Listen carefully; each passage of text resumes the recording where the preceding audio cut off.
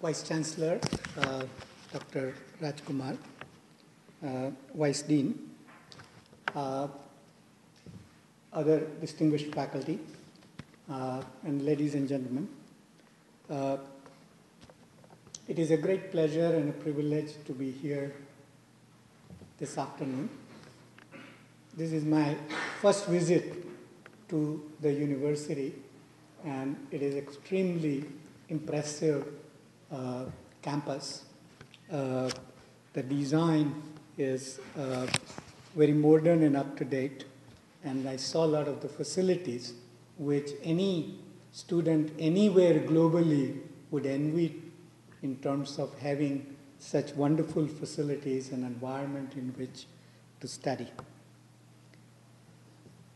The topic we have today is economic reasoning, role of public sector, and good governance.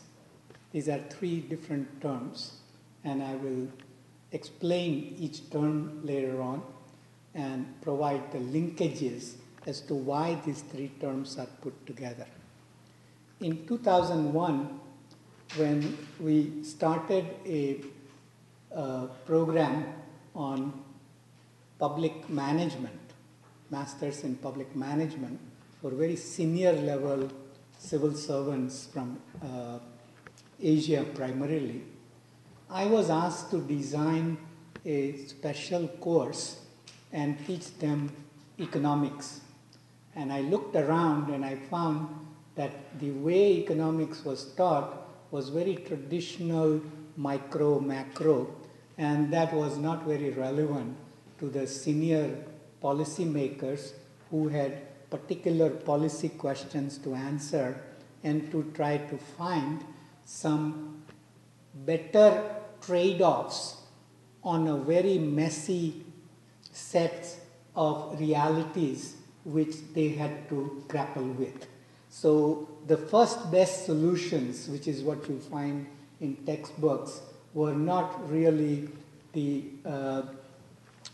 relevant parts for them. And so I designed a course which, as far as I know, even now in public policy schools is nowhere taught in this way. And it was called economic reasoning and public policy. So as these students began for the last 10, 11 years, they have begun to understand why economic reasoning and application of it is very important. I'll try to illustrate with one or two examples later on. Let me first give you some context in which we are going to talk about this. India is at a very important juncture, once in a historic time opportunity that India has to improve its global rankings and its global position. In 1500, India's share in global GDP was 25%. As late as 1800, it was 18%. By year 1990, it was 3%. After the reforms, now, today, it's around 6%. So we have begun to reverse the trend and begun to move up. But so are the other countries. China particularly is moving up even faster in terms of their share of GDP. But when we look at our share in global population, it is 17%. So the gap between the global population share and global GDP share is very large.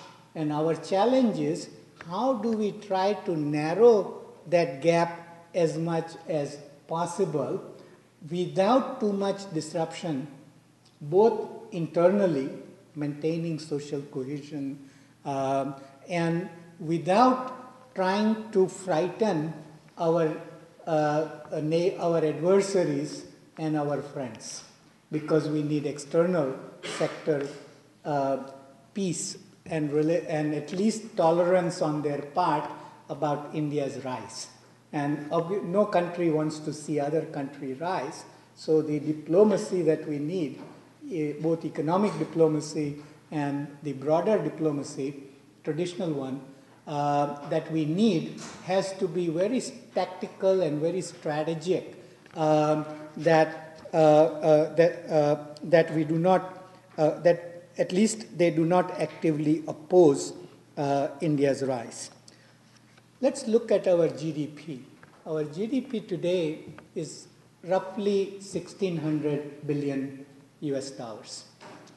If we assume that we are going to grow at 12% nominal rate, let's say 6% real rate, 6% inflation, so 12% is a reasonably conservative figure. We are growing faster than that. 12%, if you know your compound interest tables, you know that if an entity is growing at 12%, in how many years does it double? Anybody tell me?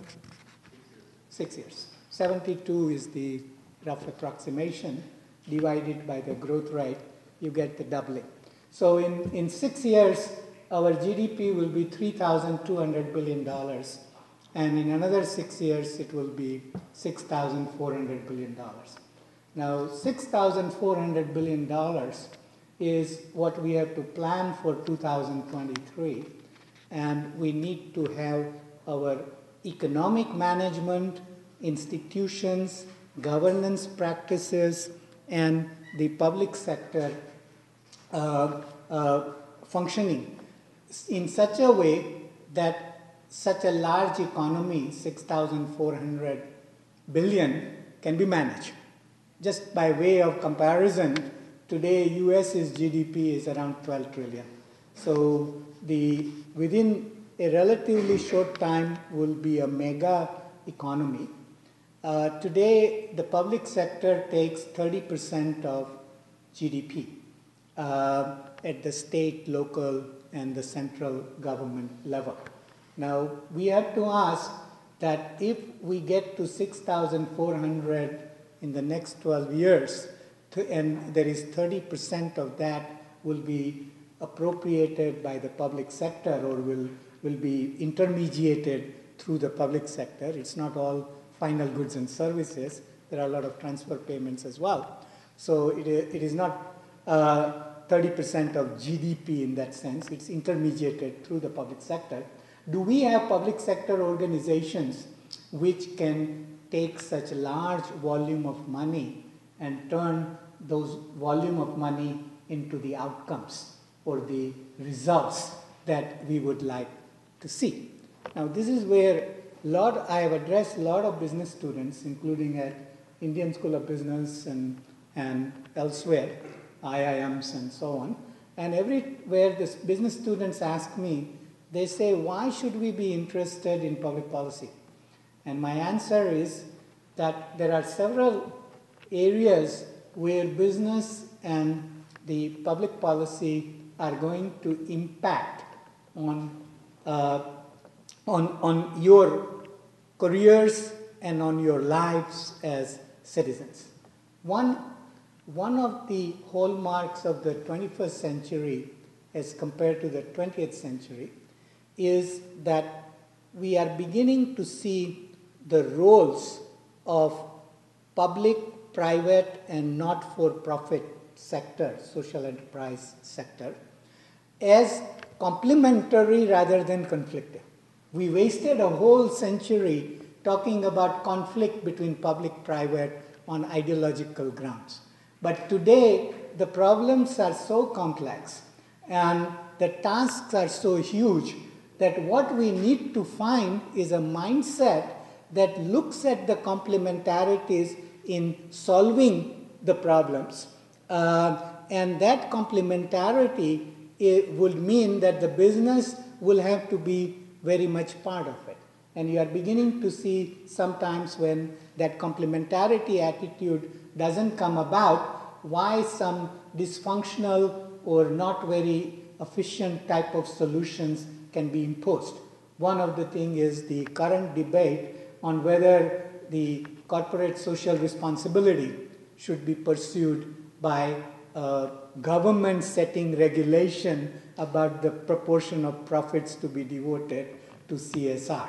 And now the complementarity then is not going to be as efficient except unless the business itself realizes their responsibility.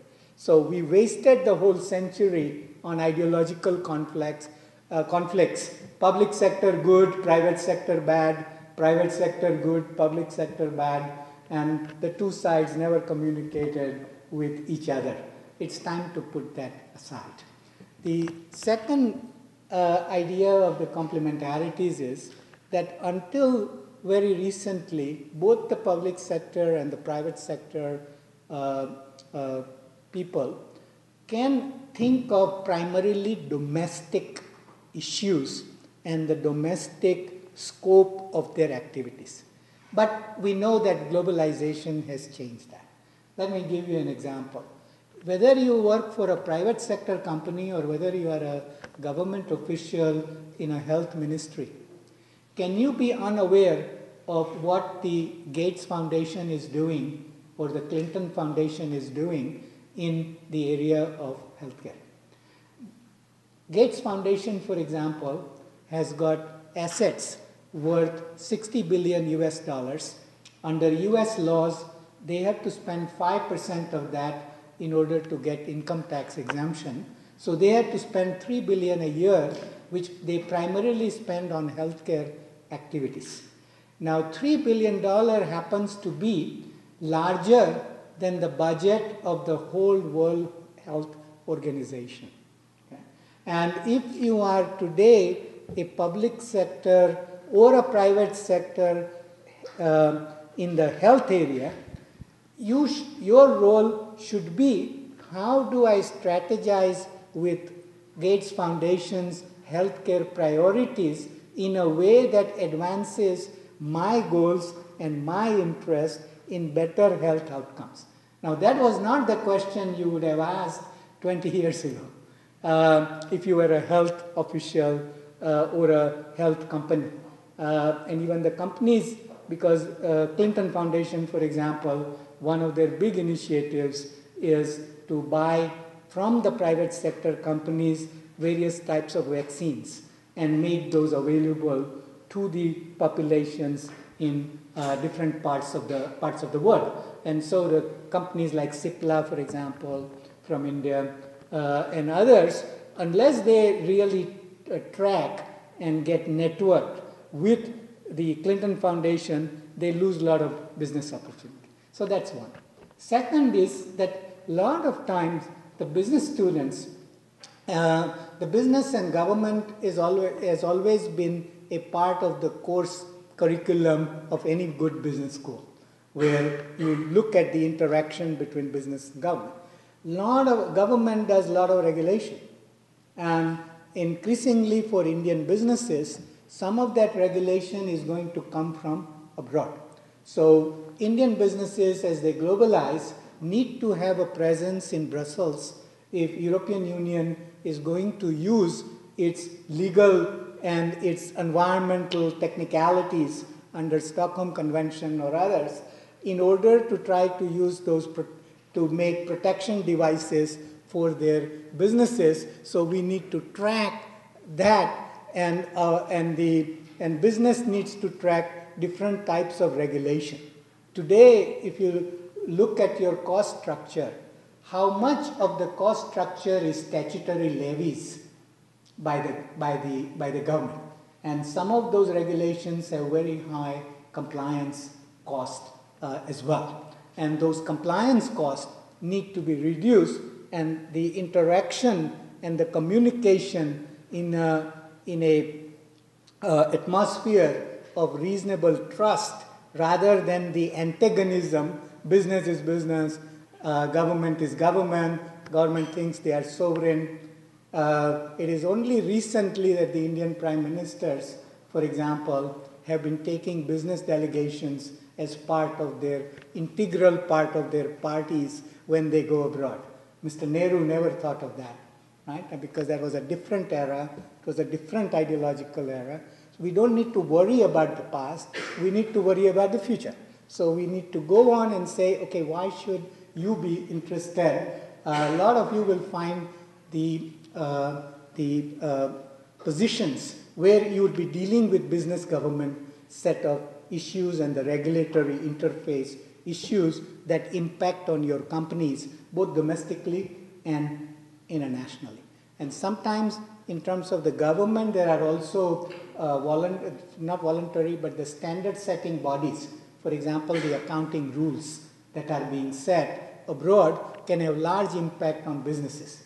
Let me give you one example. Increasingly, today's Indian businesses have to follow the accounting rules that will recognize their accrued pension, healthcare, and other liabilities that have to be reflected in their income statement and balance sheet. Some of you may have read a recent headline where the State Bank of India's profits declined for the quarter by 90-odd%. And one of the contributory factors was that they had not taken into account their accrued pension liabilities required by the new accounting regulations. Okay? Now so you can see how intricately the profitabilities and others of the businesses are going to be tied. Final reason is that when you think of 30% of 6,400 billion, a lot of it has to be procured, right? And that procurement is going to come from private businesses. So that procurement process will provide enough opportunities, whether in consulting firms, whether in terms of actual goods and services, and so on, that the business has to track where the procurement is occurring, where they can get opportunities. So even though you are a business student, I wouldn't rule out that it will be increasingly important for you to be tracking what is going on as far as the government side is concerned. Now let me, for a few minutes, define some of the terms, 3 terms that we have: economic reasoning, role of public sector, and good governance. The economic part is very important. It is based on the premise that economic reasoning should be an integral part of conceptual debates, design, implementation framework, and feedback loop concerning public policies so that ongoing corrections to public policies can be made. One of the things, the lectures that I give to my students relates to subsidies. And at the beginning of the class, I asked them, what is your view on subsidies? So what they tell me is that subsidies are obviously good, they benefit the poor, and so on.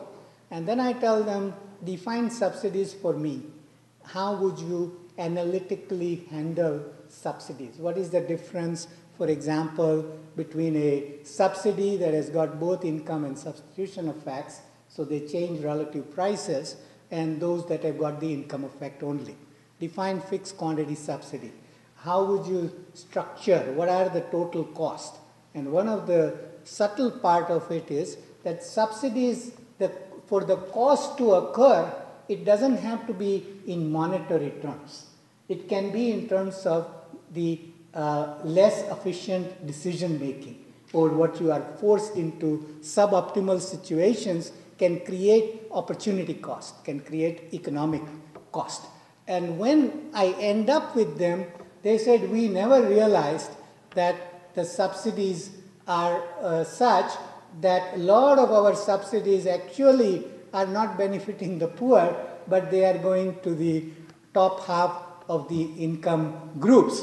So I tell them, for example, if you have municipal water, which is priced very low, or irrigated water, which is priced very low, we know in 21st century, the water is going to be one of the scarcest commodities.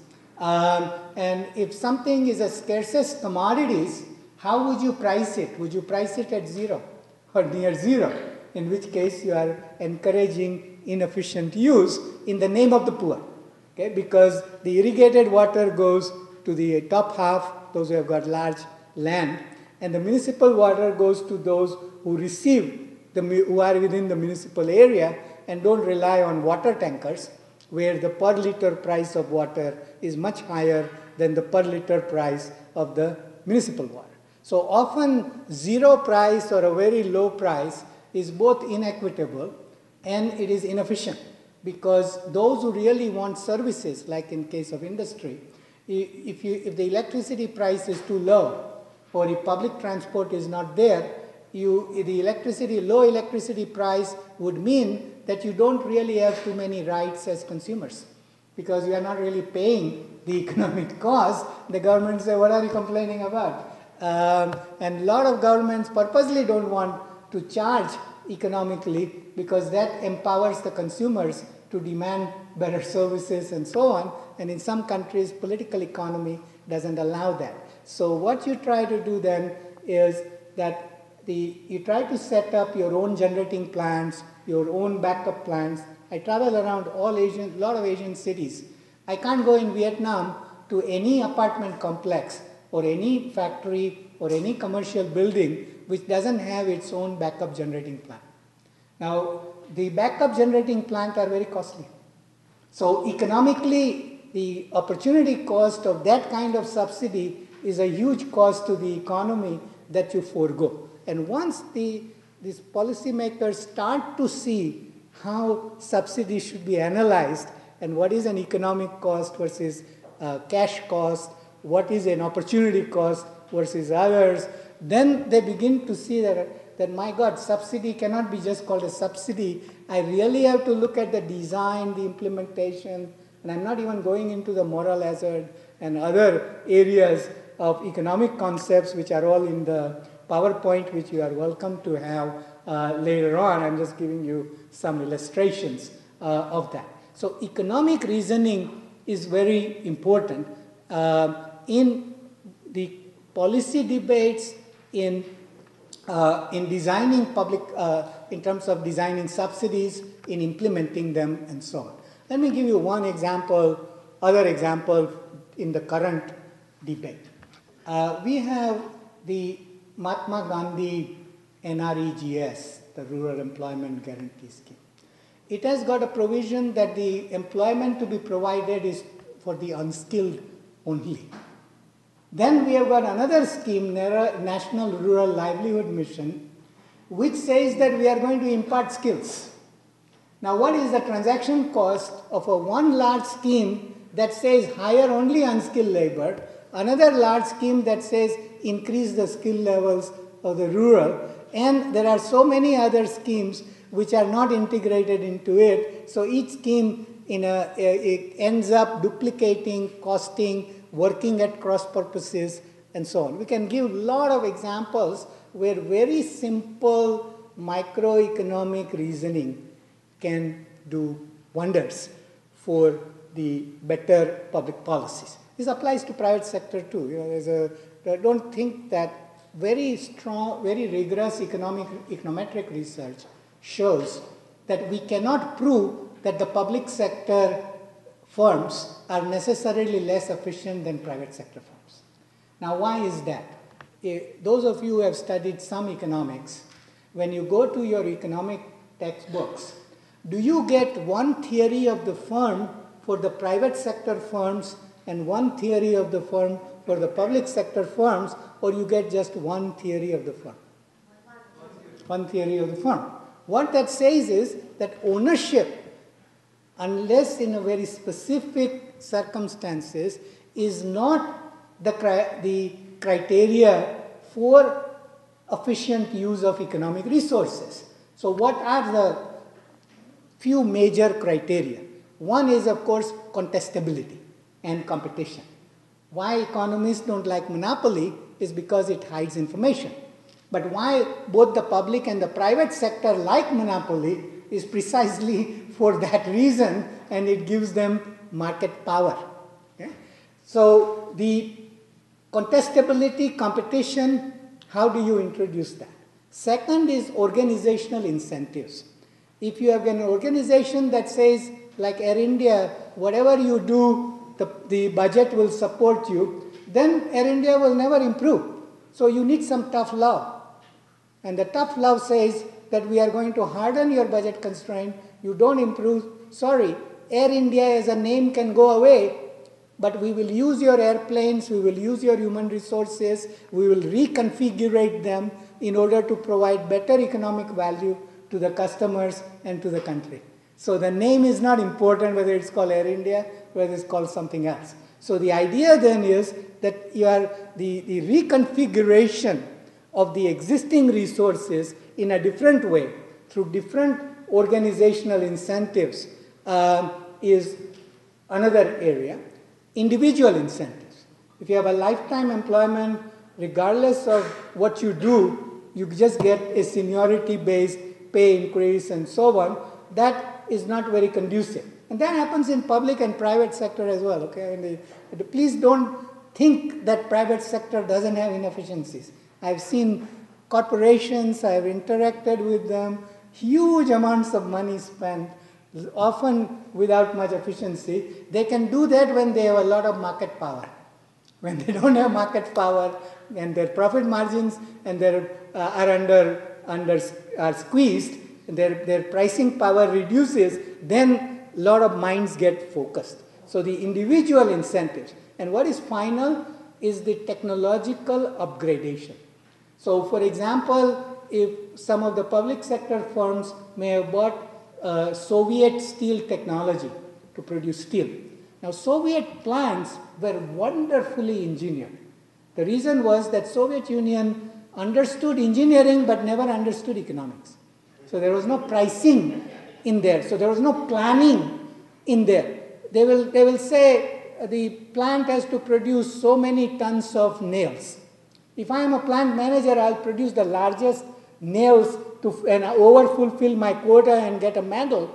But nobody asks whether those nails I produce, somebody wants it or not. Is there a demand for it? And at what price? So there was no pricing, there was no demand function in there, and therefore it was not a planning. But they over-engineered. But when did they over-engineer their cement plant or steel plant or a fertilizer plant? What was the price of energy at that time? Very, very low. Because it was in 1973, the first oil shock, when the price of barrel of oil went from $3 to $12, 4 times the increase. We still call it energy shock, those who are import dependent. And of course, the energy exporting countries call it energy pleasant surprise, right? They exercise their monopoly power at last in order to do that. So now many of their steel plants had guzzled energy like anything because the energy was priced very low and the engineers were only interested in what they were doing in terms of their technology. So now, unless you take those pricing, factor prices change, you have to change the technological upgradation, then it works. So these are the 4 factors that competition, contestability, organizational incentives, and the individual incentives, and the technological upgradation, which are going to be necessary whether it's a public firm or a private firm. And I want to show you one slide.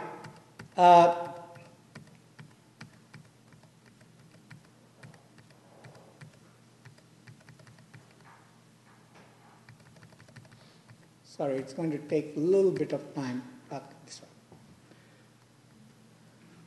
For any, sorry, that's a real typo.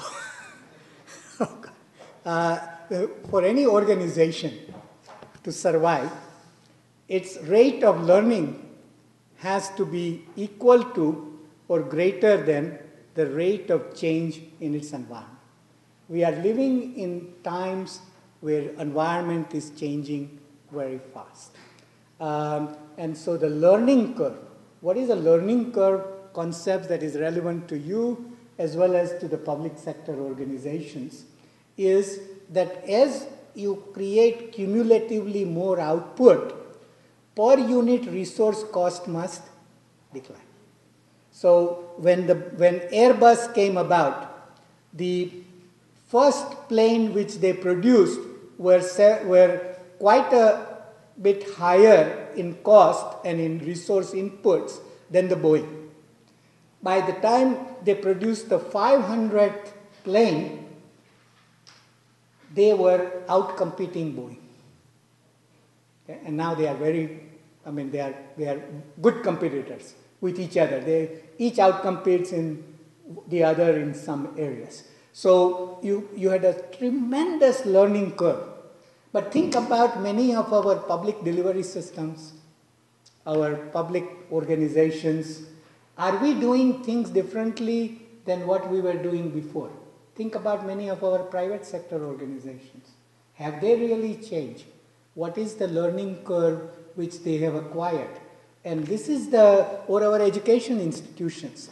Are we imparting technology, or we are imparting learning in the same way that we were doing before in primary, secondary school, in most of the higher institutions and so on? It's only the innovative institutions like this which are beginning to change the paradigm and providing what is possible. And that contestability we have to keep on expanding through the regulatory changes to the education laws, so that the monopoly of the state in providing education gets broken down, and then we will get competition, the organizational incentives, and so on. Make no mistake, no country has become rich without very strong public education system. The first top-ranked university in the United States is University of California at Berkeley, overall, state school. You got very well endowed Yale and Harvard and so on. They are good, they are in the up there, but they are not number one overall. The state schools are competing. This is why their education system is good, because they got so many institutions competing with each other that even the B-rated ones have got reasonably good quality to it that improves their human resources. Okay. I think I've said enough about why economic reasoning is important. I wish I had more time to give you more examples, but sufficient examples for this. Let me go to the role of the public sector.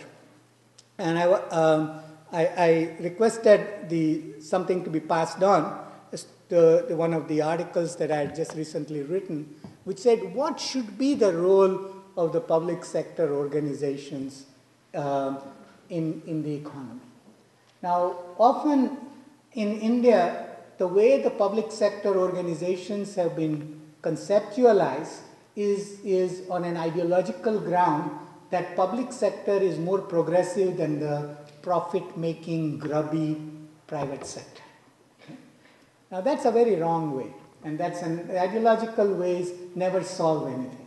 Whether you want privatization debate, or pension debate, or health debate, or infrastructure debate, whatever debate you go into, once you get into the ideological mode, you don't solve problems. You get away from the problem-solving mentality. So one I have suggested in this article, and the reference is available, it's online, so you can read it at leisure. But here is the essence of it. The question I am asking is that suppose policymakers are interested in reducing the market power of the suppliers, alternative suppliers. What should the policymakers do? So how should they try to get, for example, Apollo hospitals not to charge huge amounts? What policy measures can they take so that the alternative suppliers, whether in health, education, private colleges, not to charge huge amounts and so on, what should public sector do? And the idea that I'm advocating here is coming from economic reasoning. What is the idea? That when does a supplier have a large monopoly power? When the demand is inelastic or when the demand is very elastic? Demand is what? Elastic or inelastic? Elastic, right? It has to be elastic. Because what does elasticity depend on? That is the responsiveness of quantity demanded to price, is depends on the alternative substitutes available. So now if I am ESIS hospital, I got to provide a reasonable quality and quantity of healthcare so that Apollo market power is reduced and cannot charge as much. Similarly, we are getting some of the shoddy academic institutions to charge huge amounts of money because the public sector academic institutions are failing in providing the kind of elasticity that is needed. Now, if that basic economics is understood, very simple concepts, and actually a lot of economics is not very complex, and you don't have to be mesmerized by maths and so on to really understand economics. Okay? So if you take very simple concept and you say, okay, I'm going to make my public sector organizations that can provide competition to the private sector and make demand more elastic, you are going to then concentrate your mind, how do you do that? And you are going to come to the 4 points that I mentioned about contestability and organizational incentives and so on, and the learning L is greater than C as change in environment. Now this applies to defense production, this applies to Indian railways producing their wagons, this applies to the processes, the delivery of services, it applies to almost everything you can think of in terms of the what should be the role of public sector organization. Now notice that this is both equitable and efficient. What we have really missed in India is that in the name of equity or so-called equity, we have not achieved either equity or efficiency. And now we got to move away from that to try to achieve both by having very neutral set of terminology. Okay, the idea, and that's why I wrote this article for a magazine called the CFO Connect, which is the chief financial officers of the public and private sector corporates read that. And I was hoping that something like that would have an impact if I write it in a simple way. So I suggest you do read it. Finally, the good governance. Okay? Now, we know that Prime Minister has also stated that we have a governance deficit. And if we want to be a country to be reckoned with, when do we acquire soft power in the world and a hard power as well? When the rest of the world and our own people perceive that we are addressing our developmental, social, economic, political governance challenges in a reasonably competent way with integrity.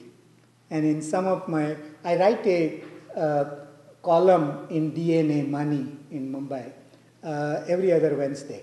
So if you Google my name with DNA, you'll see about 70 columns. And one of the columns was deserve trust. When does somebody deserve trust? And the shorthand way that I explained that was to say competence plus integrity. That's deserved trust. So we got to then get the people who are competent, who have integrity, deserve trust, and that's where the good governance institutions that we need to work towards. Now, if we understand that, then we will be much more conscious. For example, between 2005 and 2020, India will have to generate 25% of the total global livelihoods, jobs. If that is our challenge, and no country comes near that, China has to generate only 8% of the global. No country comes to that. So if you are aware of that, this is your challenge, who would you appoint as your labor ministers and the HRD ministers and the industry ministers. You will get some of the best people to do that. So that's, and people who deserve trust, competence plus integrity.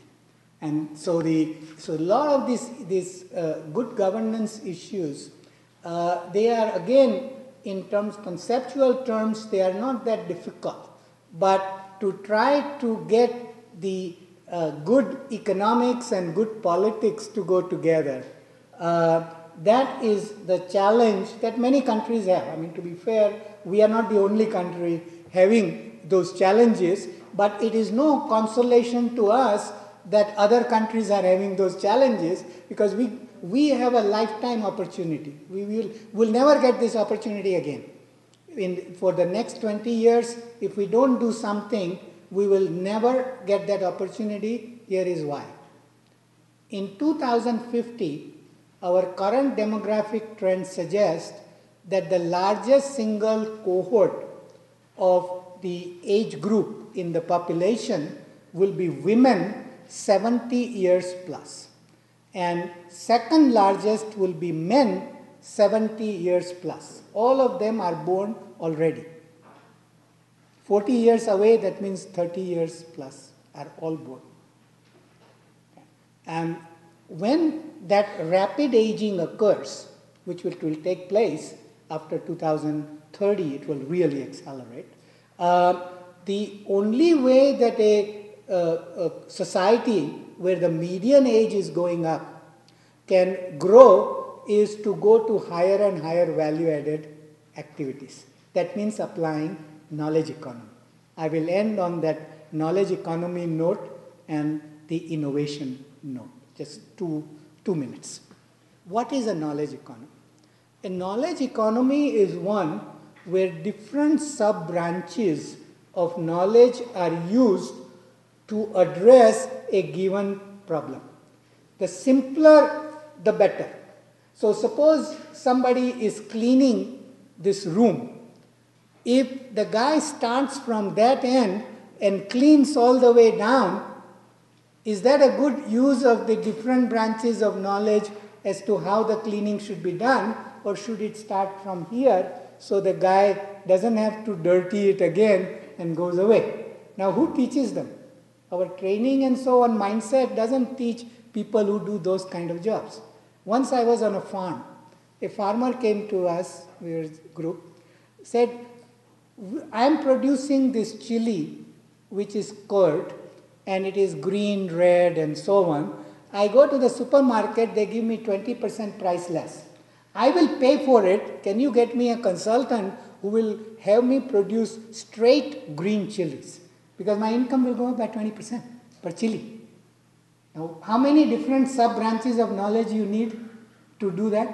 Few, several, but not very impossible, because there is a huge knowledge explosion out there which we can now tap on internet. It's a mindset that is needed.